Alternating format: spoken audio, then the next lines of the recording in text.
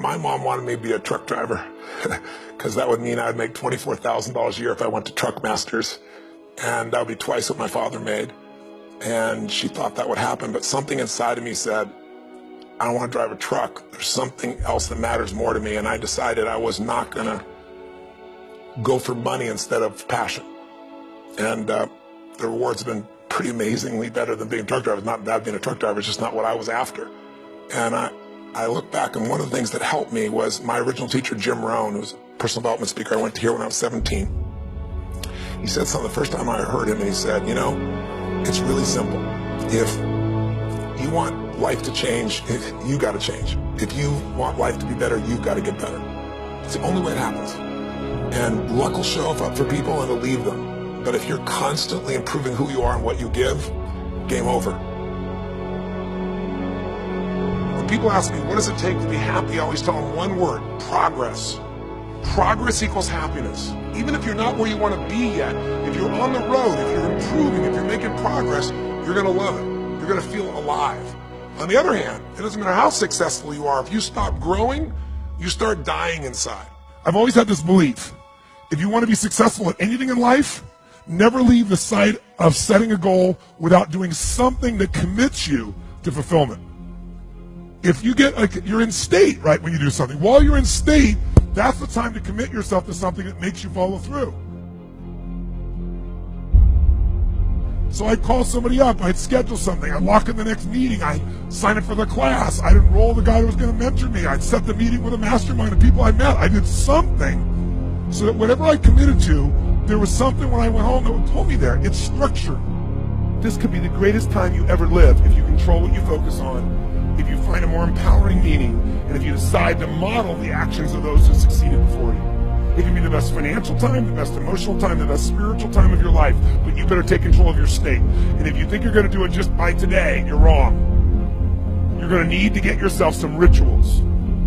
Right now, every one of you in this room is controlled by your rituals. I don't just mean this one. I mean every morning you get up. I know your body. I can look at your body right now, and I can guess your rituals. Some of you, your rituals to work out 5 times a week, I can see it clearly. 4 to 6 times a week, it's obvious. Because you couldn't look like that if you didn't do that. Some form of workout. I don't care if it's walking, lifting, whatever. Some of you, it's obvious that lifting weights is part of it. You can see by that man's muscles. I know what his rituals are. Because your life comes from your rituals. If you don't develop the ritual, you're kidding yourself. How many agree with me on this? Raise your hand and say, I. And there are rituals that put you in state, and there are rituals that take you out of state. But if you've got what you know, that focus, the target, and you got the toolbox, and you're still not getting what you want, it's because you got inner conflicts. That's the third pillar. You've got to resolve your inner conflicts. Because that, as I tried to explain to you, 80% of success in anything is your psychology, and 20% is the mechanics. So those inner conflicts are when you take 2 steps forward, you pull 3 steps back. Right? When you say, boy, I'm totally committed to this, but you don't follow through. This is my expertise, the why guy part. Why? Why do you keep saying you want this? You have crystal clarity, you have the tools, and you're still not getting it? There's a conflict in you. Align your life with what is most important. And then once you are in a position where you're aligned, guess what you'll do? Take action. You won't have to work out. When everything's in alignment, there's nothing pulling you away, boom, you go for it. Progress comes when you tell yourself the truth and you're able to feel the uncertainty and take action anyway. The thing that stops us all is fear. It's no surprise. Fear of failure, fear of rejection, fear of the unknown, fear of not looking good. And that fear we could translate into the simple thing of uncertainty. Now, when you look at someone who's incredibly successful, you look at someone who's truly a leader in their life or in their field, the one thing they have in common is they exude this sense of certainty. And where's that come from? Is it inborn? Are they lucky? Are things just going their way? No, great leaders know how to step in the uncertainty and bring the certainty to the situation. Most people in life, we really feel like the level of stress in our life comes to how much of life do you feel like you control, or how much does life control you? Do you tend to control more of what's going on, or events controlling you? It's very easy to have those events start to take control unless we take control of what's between our ears, our own mind. You see, what you and I focus on massively affects how we feel, whether we're thriving or surviving. If you focus on what you can't control, if you focus on the past, if you focus on what's missing from your life constantly, that pattern of focus will make you frustrated, overwhelmed, depressed.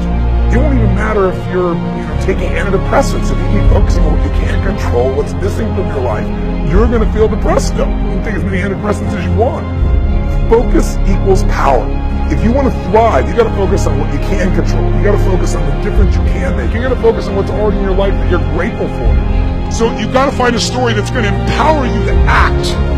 A story that's going to get you to find the breakthrough. Because otherwise, with a lousy story, you'll never find the strategy, or you'll come up with a reason why it's too expensive, you can't get there, you can't access it, or you'll even get the strategy and then half-assed apply it just so you can reward your story that says it doesn't work because I tried it. Resourcefulness is the ultimate resource.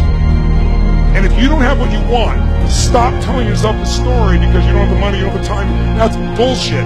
It's because you haven't committed yourself where you would burn your boats. If you want to take the fucking island, burn your fucking boats. And you will take the island because people, when they're going to either die or succeed, tend to succeed. But most of us give ourselves a way out, and that's why we don't have what we want. I was thinking about where this journey began for me, my desire to serve. Every day before I get on stage, I do this thing to whip myself into peak state, and then my last words are, use me, Lord. That's my prayer. And every day my goal is to be a blessing in people's lives. Just do more, give more, share more, create more.